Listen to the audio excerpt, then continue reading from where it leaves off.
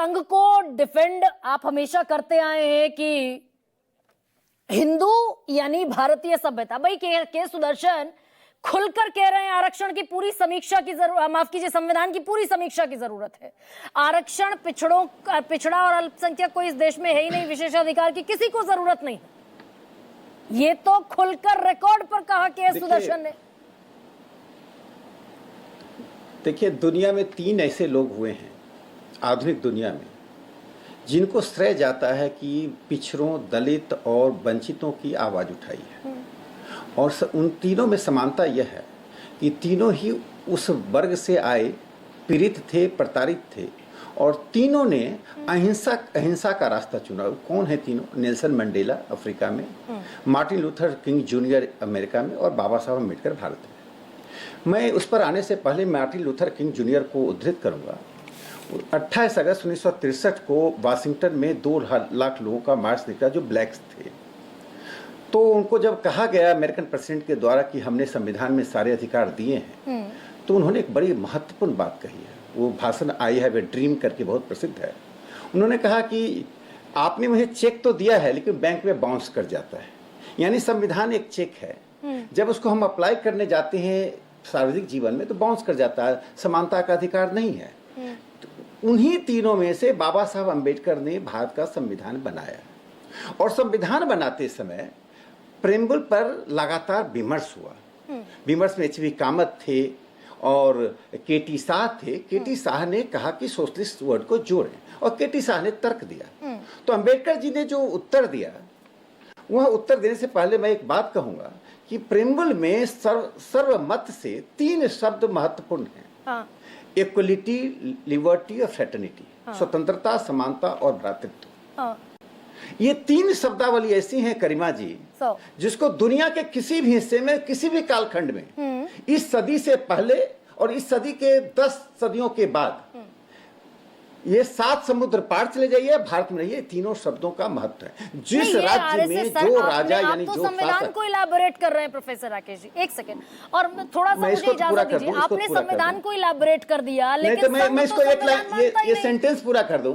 हाँ प्लीज कहिए ना। नहीं, ये तो आपके कहने तो संघ नहीं चलेगा, संघ नहीं मानता है। का बयान मैं वो कोट करती हूँ कि संविधान की पूरी समीक्षा होनी चाहिए। देश के लोग संघ को खारिज नहीं कर रहे हैं। इलेक्ट्रॉनिक मीडिया यदि खारिज करती है तो वो देश के लोग नहीं है। मेरी बात सुन लीजिए। तो मैंने कहा बयान है, मेरा बयान नहीं है ये। सुन तो लीजिए। अरे सुन तो लीजिए, जो दत्तात्रेय जी के केस के बयान पर जो बहस है, इन तीनों शब्दों में लिबर्टी, इक्वलिटी, फ्रेटर्निटी के अंतर्गत शासन होना चाहिए। अब समाजवाद शब्द एक खास विचारधारा है। कोई आपसे पूछे कि आप समाजवादी हैं, देश के 100% लोगों से पूछिए समाजवादी हैं। यानी यदि समाजवाद प्रेम्बल में रहा तो हम सबको घोषणा करना पड़ेगा हम समाजवादी हैं।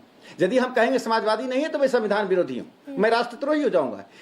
इसलिए समाजवाद शब्द का संविधान में होना आवश्यक नहीं। सर मैं एक सेकंड, आज मैं जनरली आपको सुनती हूँ सर, आज मुझे थोड़े से सवाल पूछने की इजाजत तो दीजिए।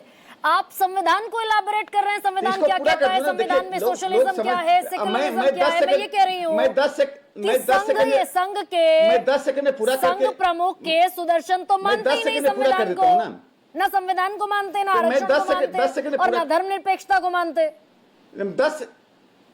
10 सेकंड में मैं पूरा कर देता हूं कि बाबा साहब अम्बेडकर ने के.टी. शाह को बोला कि directive principle of state policy यानी राज्य के नीति निर्देश का तत्वों में इतने प्रावधान हैं, इतने अवसर हैं जो देश में समानता की बात करते हैं। तो उन्होंने क्वेश्चन पूछा, how much socialism you want more. अब वो कितना सोशलिज्म चाहिए। एक सेकुलरिज्म की बात मैं इसको क्लियर कर दूं, सेकुलरिज्म की बात कर दूं।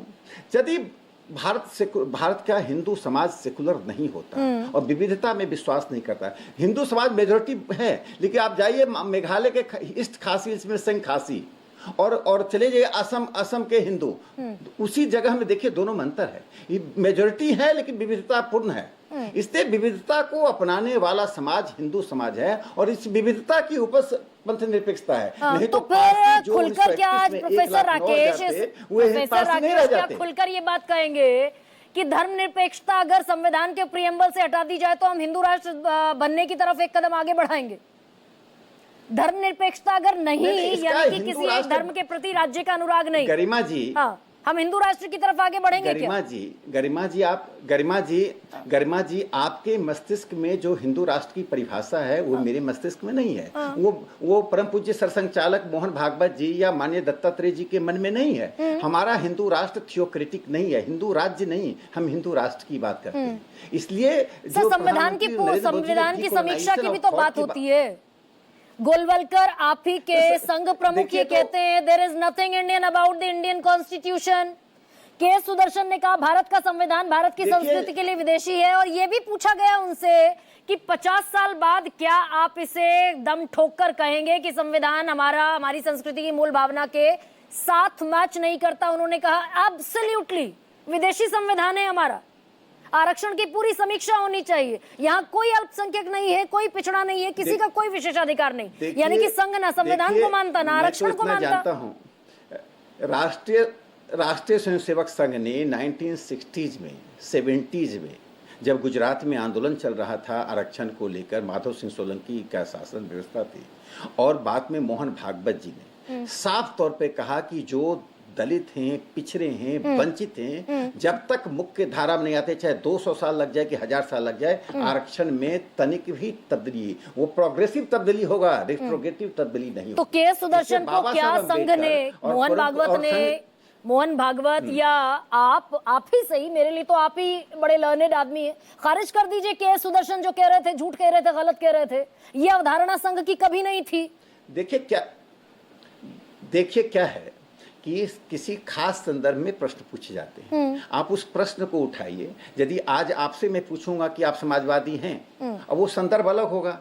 कोई और ऐसे आप बात करेंगे, कहेंगे मैं समाजवादी हूँ, समाज की एकता चाहता हूँ, जो मनोज जी समाजवाद की परिभाषा दे गए सामाजिक न्याय से, वो सामाजिक न्याय से जोड़ती है, मैं समाजवाद को एक खास विचारधारा। देखिए संदर्भों के अनुसार बात कही जाती है और हमें राष्ट्रीय विमर्श में कभी भी तोड़ मरोड़ के संदर्भों को नहीं रखना चाहिए। मैं दो बातें साफ तौर पर रखना चाहता हूँ यहाँ पर, जो दत्तात्रेय जी का वक्तव्य आया। देखिए एक जीवंत समाज विमर्श करता है, विमर्श मुक्त समाज नहीं होना चाहिए। भारत आज हम डिबेट तो करते हैं, विमर्श नहीं करते हैं। डिबेट क्या करते हैं, एक दूसरे को जो हेयर स्प्लिटिंग करते हैं, एक दूसरे के नहीं, लेकिन अगर जगदीप धनखड़ कह दें कि दोनों शब्द नासूर हैं इस देश के लिए, तो धर्मनिरपेक्षता नासूर कैसे है? अगर हम सारे धर्मों की रक्षा समान रूप से करते हैं, हम पंथ निरपेक्ष देश है। केशवानंद भारती केस में 1973 में इंदिरा गांधी ने प्रियम्बल में जिस वक्त नहीं जोड़ा था, तब भी सुप्रीम कोर्ट ने देश की कह दिया था पंथ निरपेक्ष है हम। नासूर बता रहे हैं जगदीप धनखड़ की ये पंथ निरपेक्षता तो नासूर है। ये सुन लीजिए गरिमा जी, आप बहुत पढ़ती लिखते हैं, इसलिए मैं ये सवाल उठाता हूँ, दूसरी जगह मैं नहीं उठाता। धर्मनिरपेक्षता शब्द कब आया? भारत छोड़ दीजिए, पूरी दुनिया में जब कैथोलिक और प्रोटेस्टेंट के बीच ब्लडी वॉर हुआ, अमेरिका में खूनी संघर्ष हुआ, पादरियों को मारा, हत्या की गई, तब ये कैथोलिक ये धर्मनिरपेक्षता है। भारत में अशोक के समय में कौन सा संविधान था? चोल वंश राजा राजेंद्र के समय में कौन सा ये संविधान था? मुगल के बाद भी हम धर्मनिरपेक्ष रहे, पाकिस्तान के बंटवारे के बाद भी हम धर्मनिरपेक्ष रहे। तो यानी संविधान की जरूरत नहीं है ना? अगर अगर द ग्रेट अशोका के वक्त पर, एब्सोल्युटली राकेश जी, मैं यही सवाल आपसे पूछ रही हूँ, अगर अशोका के समय पर द ग्रेट एम्परर, उस समय संविधान नहीं था, उसके बाद में संविधान नहीं था, तो अभी भी संविधान की जरूरत फिर नहीं है।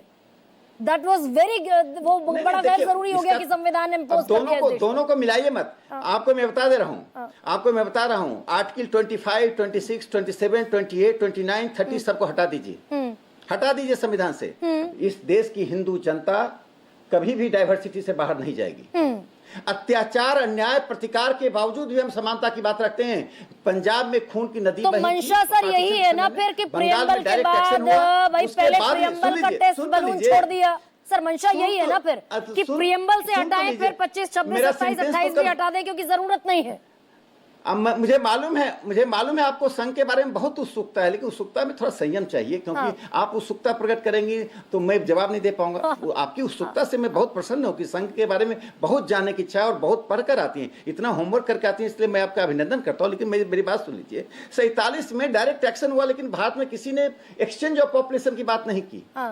एक दो अपवाद है, मास्टर तारा सिंह जी, और हिंदू महासभा ने भी नहीं की। सोचिए, जिस देश के हिंदू समाज ने खून खराबे के बाद, विस्थापन के बाद भी ये स्थिति रही, उस हिंदू समाज को आप कहां ले जाना चाहते तो हैं? सर वो हिंदू तो समाज एग्जिस्ट theocratic करेगा state ना। में मैं बस सांप्रदायिक राज्य में प्रोफेसर विश्वास राकेश नहीं इसको करता। समाप्त कीजिए हम ना हिंदू सर। राष्ट्र थे, हाँ। हम हिंदू राष्ट्र, सुन लीजिए, हम हिंदू राष्ट्र थे, हैं और रहेंगे। हिंदू राष्ट्र by virtue of diversity, Hindu राष्ट्र अपनी विविधता के कारण, अच्छा, अपने ठीक है। संस्कार के कारण और अपने प्रवाहमान जिंदगी के कारण मैं हमें, समझ गई जिसको सर। कहते हैं आप ये हिंदू कह रहे जीवन हैं, आप मूल्य। ये कह रहे हैं कि संविधान में 25, 26, 27, 28 है, प्रियम्बल में सेक्युलर शब्द है, इसलिए भारत सेक्युलर नहीं है। अगर 25, 26, 27, 28 हटा भी दो, प्रियम्बल से भी हटा दो, तब भी भारत सेक्युलर रहेगा। अब इस बात की गारंटी कौन देगा? लेकिन फराज इसका एक उदाहरण दे रहा हूं, सुन लीजिए सर, मुझे अभी आगे बढ़ जाने दीजिए, मैं वापस लौटूंगी आपके पास। 1901 एक उदाहरण सुन लीजिए, 10 अच्छा, सेकंड में। प्लीज, हाँ। 1931 में जब जनगणना हुई तो पारसियों की संख्या 1,09,000 थी और ज्यूज की संख्या 25,000 थी।